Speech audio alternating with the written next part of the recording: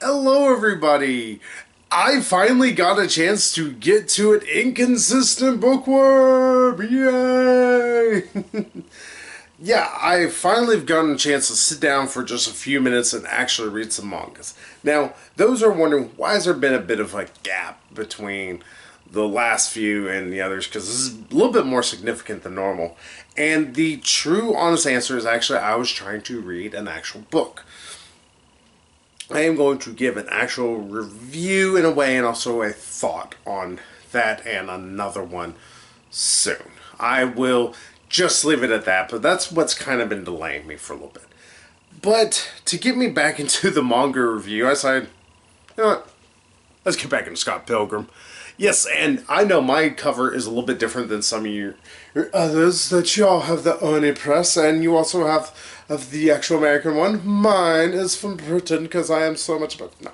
Now, mine is simply just because the place I got from secondhand, it was a British copy. I didn't care. I looked at it and I was like, okay, the volumes and all the chapters match up properly. So yes, as y'all remember, I was actually kind of really jazzed by the first volume of Scott Pilgrim. I thought it was a much better version of the story than what I saw from what's his name, Edgar Wright. Sorry, went blank there for 5 seconds. And I was like, I wonder if this is going to get better. And it took me a bit to find the second, because I was able to find the third, fourth, and sixth volume really quickly. But I've been looking for 2 and 5 for forever, because I know that's it. That's all I need is just these last few. But I finally found 2, so I'm like, you know what, let's get back into it. And I was a little disappointed. Not because it's bad, not by any stretch of the imagination. I thought the book actually picked up quite well near the end of everything. Where I was disappointed in it was that, for lack of a better way to put it, I began to get a little lost. I will admit it's been a little bit since I've read Volume 1, but to be fair, I read it, I think, in a fairly consistent manner in which people would have read it whenever it originally came out. Just in the fact that it was a span of a few months. It hasn't been even a year since I originally read Volume 1. But maybe it's because of the fact that there was a bit of that space, and also it doesn't help how the artwork is, which I will fully admit. Those, if I did not touch on it, the artwork, it is amateurish. Let's just put it that way. But it's amateurish so that way the writing is the main focus. And to be fair, Brian Lee O'Malley, who's the writer of Scott Pilgrim here, he actually does do some good writing. In fact, there is some points to try and make Scott still grounded somewhere in reality. Still trying to make him an actual human, a real character. Or much better than anything that was done in the film. And also, he is far less of an asshole. He is still a jerk. There's no qualms about it. But here, he is just kind of a jerk, but he's not an outright asshole. Hell, he does break up with Knives, and she takes it all about as, subtly as a 17-year-old would be when she gets broken up by her boyfriend. I think the issue here is just that because of the amateurish art style, which you have to get beyond, there are times when I kept getting characters mixed up. I was like, okay, well, who is this character? Oh, that's Steven. Oh, okay. Well, that's Kim. That's the drummer, Scott's ex-girlfriend.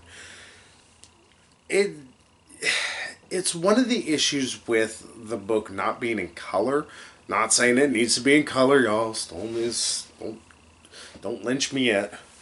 But more importantly, in the fact that since I can't even have a differentiation between the characters beyond hair color, since many of their hair colors is not like this. It's usually just a dark color, or you have Scott's where his is a light color. But the pretty much the best way to put it is the females look very much like the males at times, so I can get Scott mixed up with Kim because I'm dumb. But because of that, I constantly had to reread over certain areas. And also, the first part of the story is not a continuation of Scott's attempt to fight off Ramona's many evil ex-boyfriends. No, instead we have to take time away so we can build up more Scott's past relationships. That's fine. It's actually an admirable idea to build up more of these relationships that he had in the past. It helps to show or shape who he is, and also show that he is a fighter in and of himself. Though the book's eventually going to go completely off the rails. I know this later.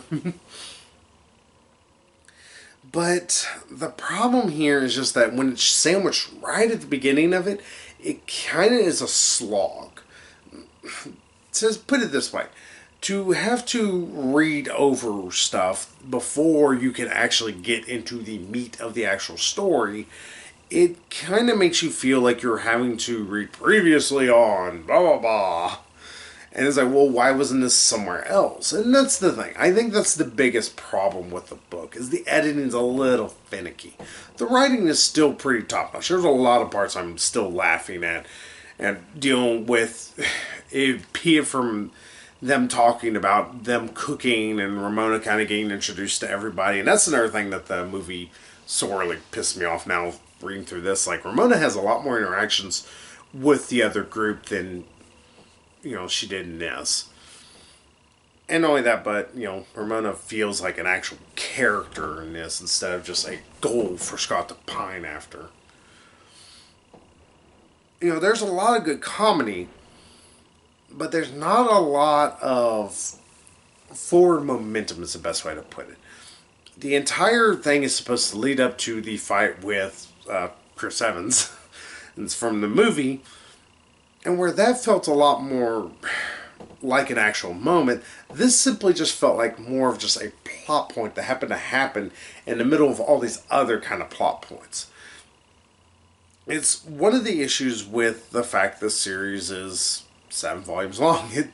Some of the stuff is feeling like filler. It's like, okay, well, it's only 7 volumes long, and, there's only so much we can deal with, Scott and Ramona, kind of being together. But I'm okay with spending more time with them. They're actually interesting characters. I do want to spend time with them. So going to deal with Scott's sister or some of the stuff dealing with knives, it almost feels secondary to the point to where it feels needless. And like I said, the editing could be a bit better. It's like, okay, let's move this somewhere else. Let's move this to here. And also, I would like some more zaniness. There was some decent zaniness in the first volume, and this one is fairly mundane, fairly normal. Like, beyond whenever he kills himself via, going down a skateboard or going down a grinding path way too fast. Beyond that, this is just so grounded. Grounded to the point to where it's kind of bland. Best way to kind of describe a Canadian set story. So yeah, Volume 2. It's not bad by any stretch of the imagination. There are still some good funny jokes here and there. And there's still some good character moments. There's just a lot of filler, for lack of a better way. I'm looking forward still to 3, especially since I know what's going to keep happening more and more with the story. It's not one of those that if anybody was like, oh, I'm going to be super jazzed to read 2, I'm warning you, it's going to be a little bit of a letdown. That's the best way to put it. It's a letdown.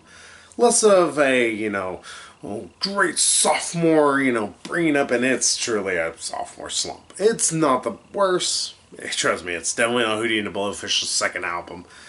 But it's kind of So, yeah, that's Scott Pilgrim versus the World, Volume 2. I know technically it's just called Scott Pilgrim, but, this one literally, it is actually called Versus the World. So, hey, that's how I feel about it. If you felt a little different or you had different ideas on it, let me know, because I'm always interested to hear other people's ideas on things. And hey, sometimes we disagree. We're all allowed to disagree. So, until then, y'all, though, I think I need to get into something that's a little bit more suited with my shirt. So, until then, see y'all later. So, bye-bye, everybody.